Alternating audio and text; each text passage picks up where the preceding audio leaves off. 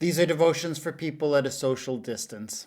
In my devotions today, I just like to focus on one very simple verse, 1 John 5:21. Little children, keep yourself from idols.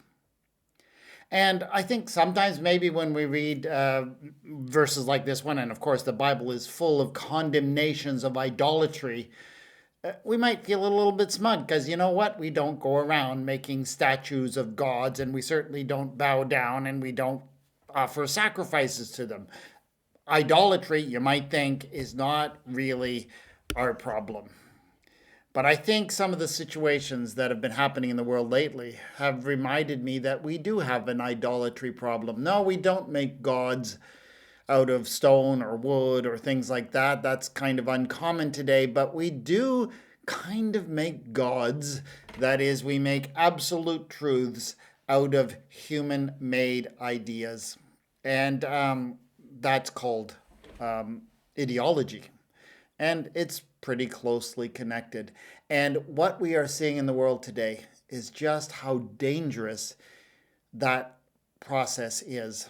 For example, one of the most ideological governments in the world right now, I think, is pretty clearly Modi's government in India, where this ideology of Hindu nationalism, despite all of the things that deny the simple reality of that, has created a situation where the government seems to have largely, abrogated all responsibility for what's going on there. And India is facing a crisis unlike any we've ever seen, as people are missing out on everything, in terms of life and what's going on. And people are dying at an incredible rate. The it's not that Hindus standing up and being who they are and being proud of who they are. I don't see that as a bad thing. But when this becomes an ideology that is placed above everything else, there are some dire consequences. And I think we're seeing that also in our own country. In our own government here in Ontario, we have a government who, values certain things, and they're not bad things. Balanced budgets, who are real boosters of business and things like that. These are good things.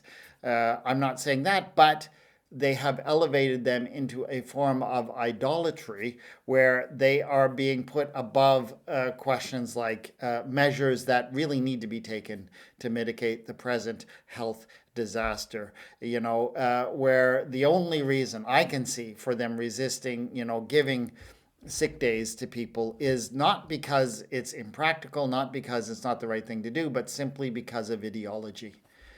And this is dangerous, and it leads to death. So when the Bible condemns people who give into idols and says there are dire consequences from that, I don't necessarily just read that in terms of, well, God will punish us. No, there are consequences when we take human-made constructions and we elevate them above things like truth and science and what is right and what is needed. Lord our God, it is so easy to fall into various forms of idolatry, even yet today. Correct us and save us from the consequences of our idolatry. Amen.